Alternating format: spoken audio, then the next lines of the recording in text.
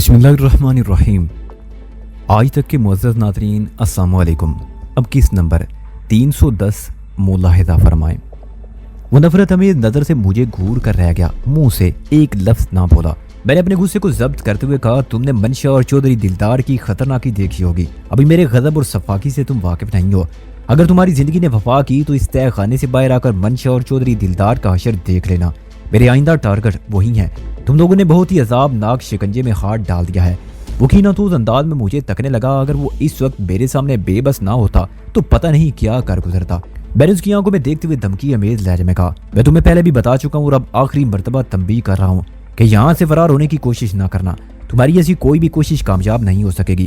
ख्वाह मुख्वाह खुद को और अपने साथियों को हलाकत में डालोगे। अगर अब भी मेरी बात तुम्हारी समझ में ना आई हो तो तुम लोग अपनी जानों को दाव पर लगा सकते हो।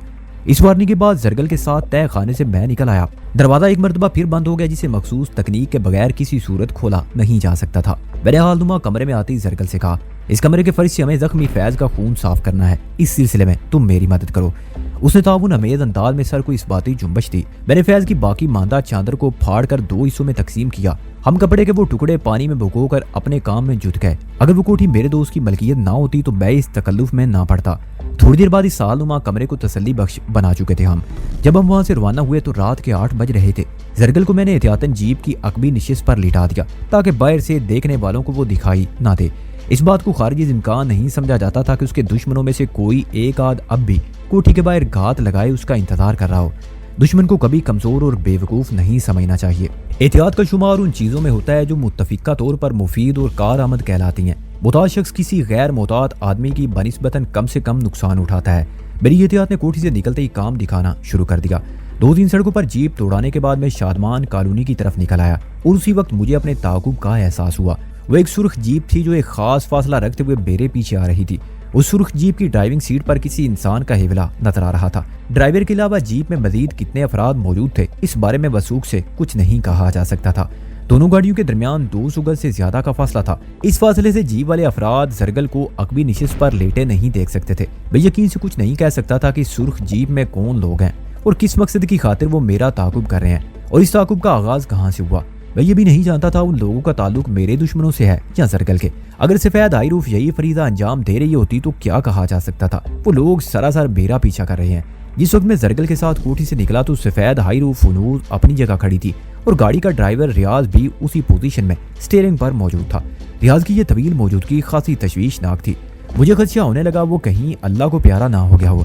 मैंने ड्राइविंग पर तवज्जो मरकूज रखते हुए जरगल से कहा, जहाँ लेटी हो खामोशी से लेटी रहो, उठने की कोशिश ना करना, मैं जो कुछ कहूँ उस पर फौरन अमल करना।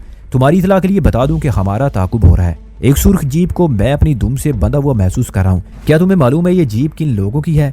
मेरे सवाल के जवाब में अकबी निशिस्त पर खामोशी छाई रही। मैंने अपना सवाल दोहराया और पूछा, जरगल तुमने मेरी बात का जवाब नहीं दिया। वो बोली, तुमने खुद ही तो कहा है खामोशी से लेटी रहो, मैं सिर्फ तुम्हारे कहने पर अमल करूं। अगर मैं तुम्हारे किसी सवाल का जवाब दूंगी तो खामोशी टूट जाएगी। वो एक लम्हे को खामोश हुई, फिर इजाफा करते हुए संजीदगी से बोली, मुझे डर है अगर मैंने तुम्हारी बात ना मानी तो तुम नाराज हो जाओगे और नाराजगी में तुम मुझे अपनी गाड़ी से उतार भी सकती हो। मैं गाड़ी से निकलते ही गैर महफूज हो जाऊंगी। चारों तरफ मेरे दुश्मन मेरी तलाश में चकराते फिर रहे हैं। जरगल की दहशत और खौफ पूरी तरह जायल हो चुके थे और इस वक्त वो खासी जिंदा दिली का मुजाहरा कर रही थी। इस हाजिर जवाब अजनबी हसीना ने अपने जवाब से मुझे थोड़ा सा गड़बड़ा दिया। तब मैंने गंभीर लहजे में कहा, मैं तुम्हारी खामोशी को वापस लेता हूँ, तुम मेरी बात का जवाब दे सकती हो। हमारी आवाज सुर्ख जीप में मौजूद लोगों तक नहीं पहुँच पाएगी। क्या तुम उन लोगों को जानती हो? वो कतिये से बोली, मैं सुर्ख जीप से मुतल्लक कुछ नहीं जानती। अच्छी बात है। मैंने ड्राइविंग पर अपनी तवज्जो बरकरार रखते हुए कहा, मैं मुख्तलिफ सड़कों पर जीप दौड़ाते हुए ताकुब करने वालों को अपने करीब आने का मौका दूंगा, फिर उनके अज़ाइम का पता चल जाएगा। लेकिन इससे पहले तुम्हें एक काम करना होगा। कैसा काम? उसने लेटे लेटे इस्तफसार किया। मैंने कहा, तुम नहायत ही सफाई और आइज़गी के साथ अपने वजूद को सीट से लुढ़का कर नीचे गिरा दो। इस तरह तुम 2 सीटों के दरमियान आ जाओगी। गोया एक तरह से तुम बाहर से देखने वालों की नजर में पोशीदा हो जाओगी। ताकुब करने वाले तुम्हें इस जीप में देख नहीं पाएंगे। मैं देखना चाहता हूँ तुम्हें गैर मौजूद पाकर वो किस किस्म का रद्द अमल का मुजाहरा करते हैं। इससे ये भी मालूम हो जाएगा कि वो तुम्हारी तलाश में हैं या मेरी। अगर वो तुम्हारी वजह से ताकुब कर रहे हैं तो फिर हमारी जीप को ओवरटेक करने के बाद वो इस ताकुब को खत्म करके कहीं और निकल जाएंगे। ये मैं बहुत आसानी से कर लूंगी। जरगल की पुरअज़म आवाज मेरी समाज से टकराई। मैं 2 सीटों के दरमियान पहुंचते ही अपने वजूद को गठरी बना लूंगी। अगर सुर्ख जीप में हिकमत यार के बंदे हुए तो वो मुझे देख या पहचान नहीं पाएंगे। तुम्हारी तजवीज काबिल अमल और मौसर है। میں نے جیپ کی رفتار کم کرتے ہوئے کہا ٹھیک ہے تم ایکشن کے لیے تیار ہو جاؤ، میں انہیں اپنے قریب آنے کا موقع دیتا ہوں۔ ادھر میری بات ختم ہوئی، ادھر زرگل معمولی سی آواز پیدا کرتے ہوئے 2 سیٹوں کے درمیان جیپ کے قالین پوش فرش پر پہنچ گئی۔ اسے میری توقع سے زیادہ تیز رفتار حرکت کی تھی۔ اس کے عمل نے مجھ پر واضح کر دیا وہ کوئی چھوئی موئی لڑکی یا عورت نہیں بلکہ سنگین نوعیت کی صورتحال سے نمٹنے کا اسے وسیع تجربہ تھا۔ اس کی زندہ مثال تو وہ واقعہ تھا جب درجن بھر افراد کوٹھی کے اندر اسے نشانہ بنانے کے لیے بریسٹ فائرنگ کر رہے تھے۔ مجھے یقین تھا زرگل کو پیش آمدہ حالات بڑے سنسنی خیز ہوں گے۔ میں شادمان کالونی سے نکل آیا۔ چائنا چوک سے گزرتے ہوئے ایک لمحے کے لیے میرے ذہن میں آیا کہ صدف کے ماموں D S P Aurangzeb Khan کی طرف نکل جاؤں۔ اس کی کوٹھی چائنا چوک سے زیادہ دور نہیں تھی۔ اگلی لمحے میں نے اس خیال کو ذہن سے جھٹک دیا۔ میں اس وقت دودھ کا دودھ اور پانی کا پانی کرنے کے موڈ میں تھا۔ میں غیر ارادی طور پر جیپ کو آگے بڑھاتا چلا گیا۔ مسجد تجلی کعبہ کے پاس سے گزرتے ہوئے میں شاعرہ قائد اعظم مال روڈ پر آ گیا۔ پھر میری گاڑی پے در پہ مختلف سڑکوں پر مڑتی رہی۔ Mall road, race course road, Lawrence road اور گلبرگ روڈ سے گھوم کر میں کینال بینک روڈ پر آ گیا۔ یہ روڈ نہر کے ساتھ ساتھ چلتی ہے۔ فرید پاشا کی کوٹھی تک جانے کے لیے اصولی طور پر مجھے گلبرگ روڈ کو نہیں چھوڑنا چاہیے تھا اور نہر کا پل کراس کر کے گلبرگ کی طرف بڑھ جانا چاہیے تھا، لیکن متعاقب جیپ کا راز افشاں کرنا بہت ضروری تھا۔ میں اس قسم کی کسی مصیبت کو اپنے پیچھے لگا کر پاشا کی کوٹھی کی راہ نہیں دکھانا چاہتا تھا، اور جیپ میں موجود ڈھیٹ افراد میری توقع کے خلاف عمل کر رہے تھے۔ میں ان کی تعداد اور رنگ و نسل کے بارے میں حتمی طور پر کچھ نہیں کہہ سکتا تھا۔ انہوں نے اسی دوران میں وہ محدود فاصلہ قائم رکھا تھا جو ابتدا سے دونوں جیپوں کے درمیان موجود تھا۔ ان کی پالیسی سے یہی ظاہر ہوتا تھا کہ وہ صرف اور صرف ہماری منزل کا سراغ لگانا چاہتے ہیں، راستے میں ہم سے چھیڑ چھاڑ کا ارادہ نہیں رکھتے۔ ایسا خیال رکھنے والے خیر خواہوں کو بے نقاب کرنا تو اور بھی اہم تھا۔ میں نہر کے ساتھ ساتھ کینال بینک روڈ پر آگے بڑھتا رہا۔ گلبرگ خاصا پیچھے رہ گیا تھا اور نسان پٹرول کا رخ مغل پورا کی جانب تھا۔ رات کے وقت کینال بینک روڈ پر زیادہ رش نہیں تھا۔ ایک ادار میں بنی ہوئی نرسریز اور نہر کے کنارے استادہ بلندوں پس درختوں کے باعث فضا میں خاصی خون کی دھار تھی۔ میں نے ایک مناسب سی جگہ دیکھ کر نسان پٹرول سڑک کے کنارے روک دی، پھر زرگل کو مخاطب کرتے ہوئے کہا میں جیپ سے باہر جا رہا ہوں، ظاہر یہی کروں گا جیسے گاڑی میں کوئی خرابی پیدا ہو گئی ہے جس نے ہمیں یہاں رکنے پر مجبور کر دیا ہے۔ میں جب تک تم سے نہ کہوں گاڑی سے نکلنے کی کوشش نہ کرنا۔ پھر میں نے اپنی جیب سے ریوالور نکال کر ایک طرف پھینک دی اور کہا میں نے اگرچہ تمہیں عارضی پناہ دی ہے لیکن تمہاری حفاظت کی ذمہ داری بھی فی الحال میرے ہی کندھوں پر آتی ہے۔ مجھے امید تو نہیں کہ مارا ماری کی کوئی صورتحال پیش آئے، بہرحال تم یہ ریوالور کسی نازک موقع کے لیے اپنے پاس رکھ لو، وقت کا کچھ بھروسہ نہیں، یہ کسی سے صلح مشورے کے بعد کروٹ نہیں بدلتا۔ میں زرگل کا جواب سنے بغیر جیپ سے باہر آ گیا۔ ڈرائیونگ سائیڈ کا دروازہ میں نے کھلا رہنے دیا اور جیپ کے اگلے حصے کی جانب قدم بڑھاتے ہوئے میں نے متعاقب جیپ کی طرف کنکھیوں سے دیکھا۔ میرے اندازے کے عین مطابق وہ سرخ جیپ بھی سڑک کے کنارے رک چکی تھی۔ ہمارے درمیان فاصلہ اب بھی کم و بیش 200 گز تھا۔ میں نے اپنی جیپ کا بونٹ اٹھایا اور متعاقب پراسرار جیپ کے بارے میں سوچنے لگا۔ ہم کینال بینک روڈ کے ایک ایسے حصے میں رکے تھے جو ہمارے دشمنوں کی کسی خطرناکی سرگرمی کے لیے بہترین مقام تھا، لیکن یہ دیکھ کر مجھے شدید حیرت ہوئی، سرخ جیپ میں سے کوئی برآمد نہ ہوا اور نہ ہی کسی قسم کی پیش رفت کی گئی۔ مزید 2 منٹ انتظار کرنے کے بعد میں نے ایک حتمی فیصلہ کر لیا۔ میں سرخ جیپ کی مسٹری کو اپنے ذہن میں لے کر پاشا کے بنگلے میں نہیں جانا چاہتا تھا۔ جب جیپ والوں کی طرف سے کوئی پیش قدمی نہ ہوئی تو میں نے از خود انہیں ٹچ کرنے کا عزم کیا اور بونٹ گرا کر میں ڈرائیونگ سائیڈ میں آ گیا۔ پھر میں نے قالین پوش فرش پر موجود زرگل سے کہا جیپ والوں کی ڈٹھائی کو ناپنا بہت ضروری ہے، وہ تو لگتا ہے جیسے پاؤں میں مہندی لگائے بیٹھے ہیں۔ زرگل نے اپنی جگہ پر موجود رہتے ہوئے جواب دیا تمہاری بات سے اندازہ ہوتا ہے تم از خود ان کی طرف جانے کا ارادہ رکھتے ہو۔ کیا جیپ والوں میں سے کوئی باہر نہیں آیا؟ اگر ادھر سے کوئی باہر نکلتا تو سسپینس ٹوٹنے کے امکانات روشن ہو جاتے۔ میں نے کہا میں اس سسپینس کو تحفے کے طور پر اپنے ساتھ نہیں لے جا سکتا، اس لیے جیپ والوں کی خیریت پوچھنے ادھر جا رہا ہوں۔ وہ تشویشناک لہجے میں بولی یہ خطرناک بھی ہو سکتا ہے۔ ہاں ہو سکتا ہے، میں نے بے پرواہی سے کہا، رسک لیے بغیر اس تجسس کو نہیں توڑا جا سکتا۔ تم گاڑی کے اندر ہوشیار اور محتاط رہنا، ادھر کے معاملات کو میں دیکھ لوں گا، تم اپنی حفاظت کا خیال رکھ لو تو یہ بھی کافی ہوگا۔ ویسے ایک بات کا مجھے پورا یقین ہے۔ کس بات کا؟ زرگل نے پوچھا۔ میں نے پرسوچ انداز میں کہا وہ جو کوئی بھی ہیں ہمارے دشمن نہیں ہیں۔ دشمن ایسے ڈھیلے رویے کا مظاہرہ نہیں کرتے، یہ ان کی کوئی چال بھی تو ہو سکتی ہے وجی۔ زرگل محتاط لہجے میں بولی۔ میں نے کہا یہ ممکن ہے اس صورت میں بھی اس یقین کے ساتھ یہ کہوں گا کہ وہ چال باز دشمن ہماری جان کے طلبگار نہیں۔ میں نے اپنی زندگی میں ہزاروں دشمنوں اور ان کے سینکڑوں انداز کا مشاہدہ اور تجربہ کیا ہے۔ جان کے دشمن یوں ہاتھ پر ہاتھ رکھے خاموش بیٹھے نہیں رہتے۔ میرے تجربے میں چونکہ ایسے دشمنوں کا اندراج نہیں ملتا، اس لیے بھی میں سرخ جیپ والوں کو ضرور ٹچ کروں گا۔ اس کے بعد زرگل نے مجھ سے کوئی بحث نہ کی اور میں نے محتاط قدموں سے مذکورہ جیپ کی طرف بڑھنا شروع کر دیا۔ ہمارے درمیان بتدریج فاصلہ کم ہونے لگا۔ سرخ جیپ کی ڈرائیونگ سیٹ پر موجود شخص کا ایولا آہستہ آہستہ واضح ہونے لگا۔ اگرچہ اس وقت کینال بینک روڈ پر اچھا خاصا اندھیرا تھا، تاہم نزدیک جانے کے سبب اس شخص کے خال و خط مجھ پر ظاہر ہونے لگے۔ اس کے ساتھ ہی مجھے اپنے وجود میں ایک سنسنی دوڑتی ہوئی محسوس ہونے لگی۔ میری چھٹیس بار بار مجھے خبردار کر رہی تھی کہ کوئی گڑبڑ ہے۔ کیا گڑبڑ ہے؟ میں سرے دس اس کا اندازہ لگانے سے قاصر تھا۔ پھر ہمارے درمیان جب چند قدم کا فاصلہ رہ گیا تو اپنی ریڑھ کی ہڈی میں مجھے ایک سرد لہر دوڑتی ہوئی محسوس ہوئی۔ یکا بے اختیار میرے قدم رک گئے۔ میں حیرت اور بے یقینی سے سرخ جیپ کی ڈرائیونگ سیٹ پر موجود شخص کو دیکھ رہا تھا۔ ونڈ سکرین کے پار اب وہ مجھے واضح دکھائی دے رہا تھا۔ اس شخص نے کسی انڈے کے مانند سفید سوٹ پہن رکھا تھا۔ وہ بے داغ پینٹ کوٹ میں تھا اور اسٹیئرنگ پر ہاتھ جمائے کسی بت کی طرح خاموش جامد بیٹھا تھا۔ اس کی آنکھوں پر سیاہ چشمہ تھا۔ میں یکٹک اسے تکے جا رہا تھا۔ اس کے حلیے کا تفصیلی جائزہ لینے کے بعد میرے ذہن میں جو تصور اجاگر ہوا وہ بڑا ہولناک اور ناقابل تسلیم تھا۔ یہ کیسے ہو سکتا تھا؟ کیا میری آنکھیں دھوکہ کھا رہی ہیں؟ کیا میرا ذہن میری غلط رہنمائی کر رہا ہے؟ یا میں مشاہدے کی صلاحیت کھو بیٹھا ہوں؟ کہیں یہ میرا وہم تو نہیں؟ کسی لاشعوری خیال نے مجسم صورت تو اختیار نہیں کر لی؟ اس نوعیت کے متعدد سوالات میرے دماغ میں چکرا رہے تھے اور ہر بار میں ایک ہی نتیجے پر پہنچ رہا تھا۔ میں نے 2-3 مرتبہ پلکیں جھپکائیں، کہیں کوئی خواب تو نہیں دیکھ رہا۔ اپنی آنکھوں کو مل کر دیکھا، کہیں میری بصارت تو متاثر نہیں ہوگی۔ 2-1 بار اپنے سر کو جھٹکا، ایسا نہ ہو میری بصیرت میں کوئی خلل واقع ہو گیا ہو، مگر صورتحال ٹس سے مس نہ ہوئی۔ میرے مشاہدے کے نتیجے میں سر منہ فرق نہ آیا۔ میری آنکھیں جو کچھ دیکھ رہی تھی سب ویسا ہی تھا اور یہ سب نہایت ہی سنسنی خیز تھا۔ میں گویا اس وقت کسی آئینے کے سامنے کھڑا تھا۔ سرخ جیپ کی ڈرائیونگ سیٹ پر میں بیٹھا تھا، یعنی ہو بہو وحیدان علی ابن احمد علی۔ کیا آنکھوں دیکھی یہ حقیقت دماغ گھما دینے کے لیے کافی نہیں تھی؟ میں سفید چھت والی اس سرخ جیپ سے چند قدموں کی دوری پر کھڑا استعجابیہ انداز میں یہ سب سوچ رہا تھا۔ اسی 4 wheel drive Toyota Land Cruiser سرخ جیپ کی ڈرائیونگ سیٹ پر بھی میں موجود تھا۔ وہ جیپ جس کا نمبر 4737 تھا اور اس کی پشت پر ایک اسپیئر ٹائر سفید کور میں اپنے مخصوص سٹینڈ پر فکس تھا۔ میں جتنی دیر اس ناقابل یقین کیفیت میں مبتلا رہا، سرخ جیپ والے وحیدان نے ذرا سی جنبش نہ کی۔ یوں محسوس ہوتا تھا جیسے جادو کے زور پر کسی نے اسے ساکت کر دیا ہو۔ میں حیرت کے جھٹکے سے سنبھلا تو اس اصرار کو حل کرنے کی خواہش ہوئی۔ وہ اگرچہ بنا بنایا وحیدان تھا مگر میں کسی بھی صورت اسے وحیدان تسلیم کرنے کو تیار نہ تھا۔ وحیدان یعنی میں اپنے والدین کی اکلوتی اولاد تھا اور کسی خم شکل والی فلمی کہانی کے لیے میرے ذہن میں کوئی گنجائش نہ تھی۔ وہ جو کوئی بھی تھا ایک سیراب تھا، کوئی گہری چال ہو سکتی تھی اور امکان اس بات کا تھا کہ یہ خطرناک چال میرے دشمنوں کی طرف سے تھی۔ وہ میرے جیسے کسی کردار کو سامنے لا کر کوئی بڑا مقصد حاصل کرنا چاہتے تھے۔ ابھی میں اس فیصلے پر نہیں پہنچ سکا تھا کہ وہ چال میرے کسی دشمن کی طرف سے ہے اور اس چال سے اس کے کیا عزائم وابستہ ہیں۔ یہ سب کچھ جاننے کے لیے آگے بڑھنا ضروری تھا۔ اسی سوچ کے زیر اثر میں نے سرخ لینڈ کروزر کی سمت قدم اٹھا دیے۔ میری اس پیش قدمی کے جواب میں دوسری طرف سے حیران کن رد عمل ظاہر کیا گیا۔ وہ جیپ اگرچہ سڑک کے کنارے کھڑی تھی تاہم ہماری نسان پٹرول کی طرح اس کا انجن بھی بیدار تھا۔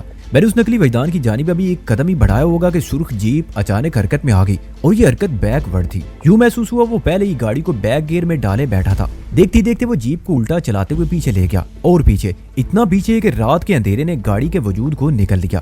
سرخ جیپ مجھ سے اتنے فاصلے پر چلی گئی کہ میرے لیے اس کو دیکھنا ممکن نہ رہا۔ میں سڑک کے کنارے ہکا بکا کھڑا تھا۔ جیپ نشین کی سجوبہ روزگار حرکت کے بارے میں سوچنے لگا۔ میری ہبہو نقل نے مجھے الجھن میں ڈال دیا۔ میں چند میں وہیں کھڑا اس کی واپسی کا انتظار کرتا رہا۔ اسے رات کے اندھیرے نے اس طرح اپنی گود میں سمیٹا کہ پھر اس کی ایک جھلک دیکھنے کو نہ ملی۔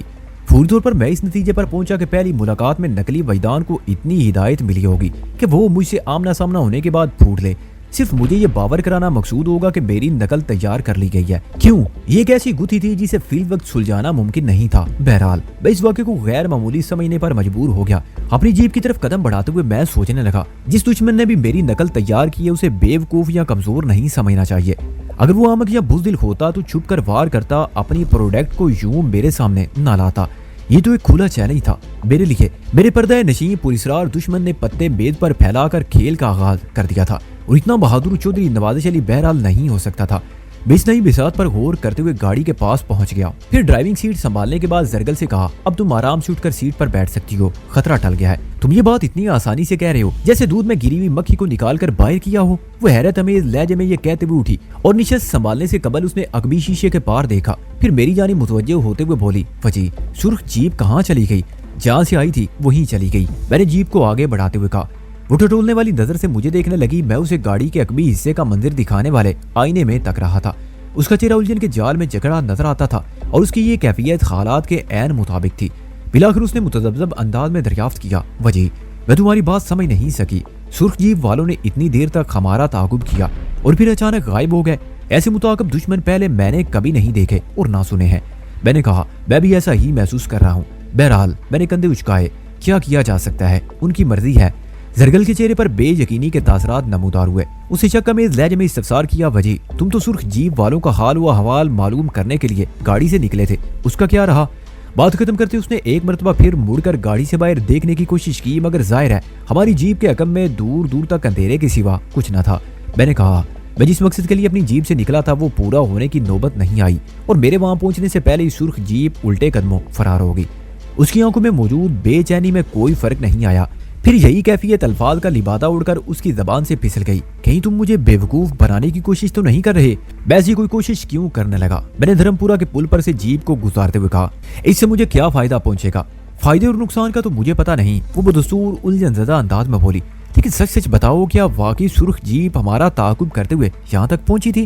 وہی سوال میں حق بجانب تھی۔ فاضلیہ کالونی والی کوٹھی سے روانہ ہوتے وقت میں نے اسے عقبی نشست پر لیٹنے کی ہدایت کی تھی۔ مجھے اپنے تعاقب کا احساس شادمان کالونی سے ہوا تو میں نے اسے نشست سے لڑک کر جیپ کے فرش پر پہنچنے کا حکم دے دیا، جہاں سے تھوڑی دیر قبل وہ اٹھی تھی۔ اسی دوران میں اسے ایک لمحے کے لیے بھی موقع نہ مل سکا کہ وہ متعاقب جیپ کی ایک جھلک بھی دیکھ پاتی۔ وہ اب تک میرے بتائے ہوئے پر یقین کرتی آئی تھی، لہذا اسے یہ شک ہو سکتا تھا کہ میں نے اسے بیوقوف بنانے کے لیے تو کہیں سرخ جیپ کا چکر نہیں چلایا۔ یہ سچ ہے زرگل، میں نے مختصر جواب دینے پر اکتفا کیا۔ پھر وہ کچھ کیے کرائے بغیر واپس کیوں چلے گئے؟ میں بھی ان کی اس رویے پر حیران ہوں۔ وہ خاموش ہو گئی لیکن کھوجتی ہوئی نظر سے مجھے دیکھنا جاری رکھا۔ میں نے اپنی جیپ کو نہر کے پل کے اوپر سے گزارنے کے بعد واپسی کے راستے پر ڈال دیا۔ اب ہمارا رخ مغل پورہ سے گلبرگ کی جانب تھا۔ میں نے نہر کے کنارے سفر جاری رکھتے ہوئے زرگل سے پوچھا، کیا تمہیں میری بات کا یقین نہیں ہے؟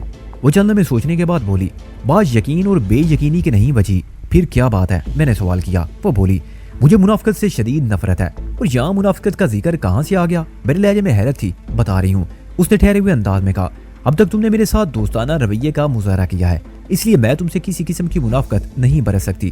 تمہارے لیے میرے دل اور ذہن میں جو کچھ ہے وہ تم سے کہنا چاہتی ہوں، بالکل صاف صاف۔ میں نے سنجیدگی سے کہا، میں بھی صاف گوئی کو پسند کرتا ہوں، تم جو کچھ بھی کہنا چاہتی ہو بے دھڑک کہہ ڈالو۔ وجی، اس نے مجھے مخاطب کرتے ہوئے دو ٹوک لہجے میں کہا، سچی بات تو یہ ہے کہ تم بہت پراسرار ہو، میں تمہارے بیان کو شک کی نظر سے نہیں دیکھ رہی۔ یقیناً کسی سرخ جیپ نے ہمارا تعاقب کیا ہوگا، پھر وہ ہم سے کوئی زبانی یا عملی مکالمہ کیے بغیر واپس چلے گئے۔ یہ بات مجھے ہضم نہیں ہو رہی۔ تم کہہ رہے ہو ایسا ہی ہوا ہوگا اور یہ تمہاری ہی وجہ سے ہوا ہوگا، متعاقب جیپ والوں کو تمہیں نے فرار ہونے پر مجبور کیا ہوگا۔ میں نے جھنجھلاہٹ امیز لہجے میں کہا، تم بھی عجیب بات کر رہی ہو زرگل۔ ہاں بات تو عجیب ہے، مگر تمہاری پراسراریت کی دلیل ہے۔ یہ تم مجھے پراسرار ثابت کرنے پر کیوں تلی بیٹھی ہو؟ اس لیے کہ تم جو نظر آ رہے ہو وہ نہیں ہو۔ زرگل کی اس بات نے مجھے چونکنے پر مجبور کر دیا، پھر اس چونکنے میں تشویش بھی شامل ہوگی۔ ایک لمحے کو میں نے سوچا کیا زرگل میری اصلیت جان گئی ہے، لیکن یہ کیسے ہو سکتا تھا؟ ہماری ملاقات کو لگ بھگ 2 گھنٹے گزرے تھے، اس مختصر سی مدت میں وہ میری حقیقت تک کیسے پہنچ سکتی تھی؟ یہ جاننے کے لیے کہ وہ مجھے پراسرار کیوں سمجھ رہی ہے میں نے اسے سوال کیا، زرگل میرے اندر تمہیں ایسی کون سی پراسرار بات نظر آئی؟ وہ گمبھیر انداز میں بولی، تم نے مجھے اپنا نام وجی بتایا ہے، جبکہ تہہ خانے کے اندر اس کینڈے نے تمہیں وجدان کہہ کر مخاطب کیا تھا جس پر تم نے کوئی اعتراض نہیں کیا تھا۔ غالباً اس نے تمہیں کسی منشا اور چودھری دلدار نامی خطرناک افراد سے ڈرانے کی کوشش کی تھی، اس کی دھمکی کو تم خاطر میں نہیں لائے اور ان تینوں کو تہہ خانے میں بند کر کے چلے آئے ہو۔ میں تمہیں وجی سمجھوں یا وجدان؟ اس کے سوال میں بڑی طاقت تھی، اس سے مجھے یہ بھی اندازہ ہوا کہ وہ بہت ہی بوکا شناس اور بہترین قوت مشاہدہ کی مالک تھی، اس کی یادداشت بھی بھلا کی تھی۔ میں نے اس کے سوال کا جواب دیتے ہوئے کہا، زرگل میں دراصل دوہری زندگی گزار رہا ہوں، کہیں وجی بن کر اور کہیں وجدان کی حیثیت سے۔ تم نے تہہ خانے میں میرے 3 دشمنوں کو دیکھا ہے، وہ مجھے وجدان کے نام سے جانتے ہیں، اس میں راز یا اسرار والی کوئی بات نہیں ہے۔ اس نے کہا، یہ بات میری سمجھ میں نہیں آئی کہ تم اپنے 3 خطرناک دشمنوں کو ایک ایسے تہہ خانے میں چھوڑ آئے ہو جس کا روشن دان پائیں باغ میں کھلتا ہے۔ کیا وہ لوگ روشن دان کے راستے وہاں سے فرار ہونے کی کوشش نہیں کر سکتے؟ تم شکل سے اتنے بے احتیاط تو نظر نہیں آتے۔ وہ بڑے کانٹے کے سوال پوچھ رہی تھی۔ میں نے اپنی جیپ کی رفتار بڑھاتے ہوئے کہا، پہلی بات تو یہ کہ اس روشن دان سے فرار کی کوشش کامیاب ہونا ممکن نہیں، اگر وہ کسی طرح اس پر نصب گریل کو اکھاڑ بھی لیں تب بھی 3 درب آدھا فٹ خلا میں سے کسی انسان کا گزرنا ممکن نظر نہیں آتا۔ البتہ اگر وہ دیوار توڑنے کی مہم میں لگ جائیں تو بات دوسری ہے، اس کوشش میں بھی ان کی کامیابی کے امکانات اس لیے نظر نہیں آتے، اول تو تہہ خانے میں ایسی کوئی شے دستیاب نہیں جس کی مدد سے وہ تہہ خانے کی مضبوط دیوار میں توڑ پھوڑ کا عمل شروع کر سکے۔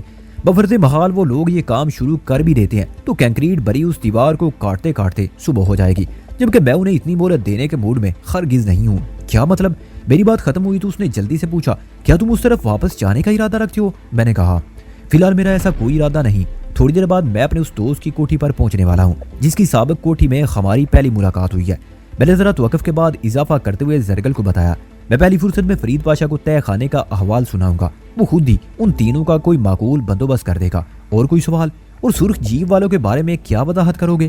میں بھی خود ان کے رویے کو نہیں سمجھ پایا ہوں. میں نے صاف گوئی کا مظاہرہ کرتے ہوئے کہا اپنی ہم شکل نقلی وجدان کے سلسلے میں زرگل کے سامنے میں لب کشائی نہیں کرنا چاہتا تھا. وہ پہلے ہی مجھے کوئی پراسرار شخصیت قرار دینے کی مہم پر نظر آتی تھی. سرخ لینڈ کروزر 4737 میں نے جو کچھ دیکھا تھا اگر اس کا ذکر کر بیٹھتا تو زرگل سوالات کر کے میری جان کھا جاتی. اس لیے میں نے گول مول جواب دیا جب میری سمجھ میں کچھ آ جائے گا تو میں تمہیں بھی بتا دوں گا. ویسے تم خواہ مخواہ اپنے ذہن کو مت تھکاؤ. خدا کا شکر ادا کرو تمہاری جان بچ گئی. وہ مجھ پر نگاہ گاڑے خاموش بیٹھی رہی. میں نے گلبرگ روڈ کو کراس کرنے کے بعد جیپ کو اقبال روڈ پر ڈال دیا. یہ سڑک گلبرگ کے وسط سے گزرتی ہے. اسی دوران میں تھوڑے تھوڑے وقفے سے بیک ویو مرر میں جھانکتا رہا تھا لیکن سرخ یا کسی بھی اور رنگ کی کوئی گاڑی مجھے تعاقب میں دکھائی نہ دی. فرید پاشا کی جانب سے میں نے پہلے تھوڑی اور احتیاط برتی اور گلبرگ مارکیٹ و مراتب علی روڈ سے گھومتے پھرتے ہوئے ایک لمبا چکر کاٹ کر نسان پٹرول کو گلبرگ 3 کی طرف موڑ دیا. اب اس جیپ کو فرید پاشا کی کوٹھی کے سامنے جا کر رکنا تھا بلکہ اس کوٹھی کے اندر جا کر. زرگل تم نے ابھی تک مجھے یہ نہیں بتایا تمہیں کہاں ڈراپ کروں؟ میں نے اپنی ساتھی مسافر سے پوچھا. میری منزل تو اب بہت قریب ہے. وہ کچھ سوچتے ہوئے بولی تم نے اب تک میری جتنی مدد کی ہے میں اس کے لیے جتنا بھی شکریہ ادا کروں وہ کم ہے. جاتے جاتے ایک احسان بھی کر جاؤ. کیسے احسان زرگل؟ اس نے کہا رات کا باقی حصہ اگر میں تمہاری منزل پر گزار لوں تو تمہیں کوئی اعتراض تو نہیں ہوگا؟ میں جلدی صبح روانہ ہو جاؤں گی. میں اعتراض کا حق نہیں رکھتا. میں نے وضاحت کرتے ہوئے کہا میری منزل دراصل میرے دوست کی کوٹھی ہے. یہ حق اسے حاصل ہے. اس سلسلے میں فرید پاشا کی اجازت ضروری ہے. اگر وہ تمہارا دوست ہے تو تمہارے ساتھ جانے والے کے لیے بھی اس کی کوٹھی میں ضرور گنجائش نکل آئے گی. وہ مانی خیز لہجے میں بولی 2 گھنٹے پہلے تم اسی دوست کی ایک کوٹھی میں میری بھرپور مدد کر چکے ہو اور وہ بھی اس کی اجازت کے بغیر. تھوڑے توقف کے بعد اس نے مزید اضافہ کرتے ہوئے کہا میرا خیال ہے فرید پاشا اعتراض نہیں کرے گا. وہ بڑے منطقی انداز میں گفتگو کر رہی تھی. میں ایک طرح سے لاجواب ہو گیا. میں نے کہا چلو ٹھیک ہے اس طرح مجھے تمہاری کہانی سننے کا بھی موقع مل جائے گا. تم بھی کچھ کم پراسرار کردار نہیں ہو مگر تم زیادہ گہرے ہو. وہ یقین سے بولی اچھا؟ میں نے حیرت کا اظہار کرتے ہوئے کہا لیکن تمہارے ہاتھ میں تو مجھے ایک ریوالور نظر آ رہا ہے. تو زرگل نے عجیب نظر سے پہلے ریوالور کو اور پھر مجھے دیکھا. یہ ریوالور حفاظت کے خیال سے تم ہی نے مجھے دیا تھا. کیا اسے میرے ہاتھ میں نہیں ہونا چاہیے؟ کم از کم اس وقت نہیں. میں نے چھیڑ چھاڑ جاری رکھی. اس نے تعجب خیز لہجے میں پوچھا اس وقت کیوں نہیں؟ کیونکہ اس وقت تم میری گہرائی ناپ رہی ہو. میں نے ایک لفظ پر زور دیتے ہوئے کہا میں توقع کر رہا تھا کہ تمہارے ہاتھ میں فیتم ہوگا. وہ اب بھی کچھ نہ سمجھی. مجھے یقین ہو گیا وہ اس شے سے واقف نہیں تھی. میں نے اس کی آنکھوں میں الجھن کے سائے لہراتے دیکھے. بالآخر وہ پوچھ بیٹھی یہ فیتم کیا ہوتا ہے؟ گہرائی ناپنے کا پیمانہ. میں نے گہری سنجیدگی سے بتایا جس کی لمبائی 6 فٹ ہوتی ہے. وہ بے اختیار کھلکھلا کر ہنس پڑی. مجھے یوں محسوس ہوا جیسے نسان پٹرول میں جگنوں سے جگمگا اٹھے ہوں. اس کی ہنسی بڑی روشن اور مترنم تھی. اب وہ پہلے سے کئی مختلف زرگل نظر آ رہی تھی. وہ زرگل جو زندگی بچانے کے لیے پریشان نہ ہو بلکہ بچی ہوئی زندگی کو گزار کر خوش ہو. اس کی بدلتی ہوئی کیفیت کو دیکھ کر اس بات پر میرا یقین مزید پختہ ہو گیا کہ انسان کی راحت سکون حالات اور ماحول کی رہینے منت ہے. وہ جس قسم کے حالات سے گزر رہا ہوتا ہے اس کی سوچ مزاج اور رویے پر اسی نوعیت کے اثرات مرتب ہوتے چلے جاتے ہیں. زرگل کی ہنسی نے مسکراہٹ کا روپ دھارا اور وہ بڑی زندہ دلی سے بولی تم صرف گہرے ہی نہیں بلکہ شریر بھی ہو. تمہاری شرارت نے مجھے ہنسنے پر مجبور کر دیا ہے. مجھ میں شرارت سے زیادہ حماقت بھری ہوئی ہے. میں بھی اس وقت شوخی پر اتر آیا. حماقت؟ زرگل کے لہجے میں حیرت در آئی. مجھے تو کہیں نظر نہیں آ رہی. یہ حماقت نہیں تو اور کیا ہے جو میں تمہارے ہاتھ میں پیمانہ ڈھونڈ رہا ہوں؟ میں نے بے دھڑک کہہ دیا پیمانے تو تمہاری آنکھوں میں فٹ ہیں. اس کو چپ سی لگ گئی. نظر جھکا کر اپنے ہاتھوں کو گھورنے لگی. میں نے کہا بیچارہ 6 فٹا فیدم ان کے سامنے کیا بیچتا ہے. تمہارے پیمانوں کی رینج تو پتہ نہیں. بے ساختہ میں نے جملہ ادھورا چھوڑ دیا. مجھے یوں محسوس ہوا جیسے کسی نے میری زبان کو پکڑ لیا ہو. شاید میرے اندر کوئی بیٹھا ہوا تھا جس نے ہاتھ بڑھا کر میری بولتی بند کر دی تھی. اس کے ساتھ ہی مجھے لگا میں کوئی جرم کرنے جا رہا تھا. مجھے اپنے عمل پر پیشمانی کا احساس ہوا. کسی کے حسن کی تعریف کرنا بری بات نہیں لیکن میں اپنے اندرون سے مجبور تھا. جب سے ساحل مجھ سے جدا ہوئی تھی گویا خوشیاں مجھ سے روٹ گئی تھی. شاید اسی سبب میں اپنے فعل پر ندامت محسوس کر رہا تھا. میں نے اپنے اندر ساحل کو اس گہرائی میں سجایا تھا کہ اس کا احساس میرے وجود کا حصہ بن کر رہ گیا تھا.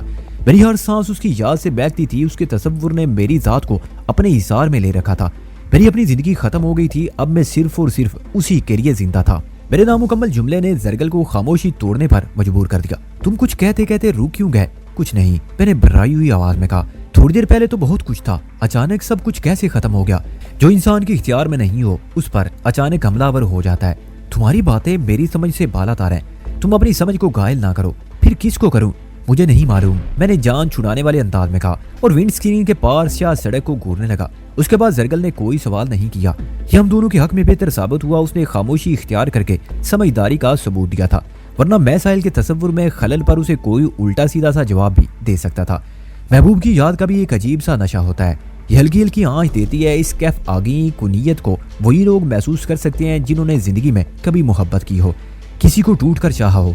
चाहत के अपने आदाब हैं, ये आग का एक ऐसा दरिया है जिसमें डूब कर पार उतरना पड़ता है। मन में सच्ची लगन की शमा रोशन ना हो तो ये दरिया तन पर आबले डाल देता है।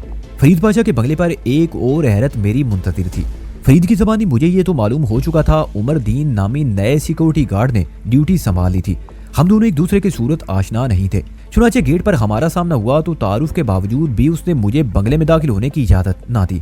उसके रवैये ने मुझे उलझा दिया। मैंने सख्त लहजे में कहा, मैं पाशा का बहुत करीबी दोस्त हूँ, क्या उन्होंने मेरे बारे में तुम्हें नहीं बताया? वो शख्स ज़्यादा नज़र से मेरे चेहरे को देखते हुए बोला, सब कुछ बताया था जी, लेकिन वो जुमला अधूरा छोड़कर जरगल की तरफ देखने लगा। ये मेरी दोस्त है। मैंने गार्ड की उलझन के पेश नज़र कहा, क्या तुम इसकी वजह से परेशान हो? वो नफी में गर्दन हिलाते हुए बोला, मैं आपको देखकर उलझ गया हूँ क्योंकि आप थोड़ी देर पहले भी यहाँ आए थे। वो अपनी बात को नामुकम्मल छोड़कर जल्दी से बोला, ठहरे, मैं अल्लाह दिता को बुलाता हूँ।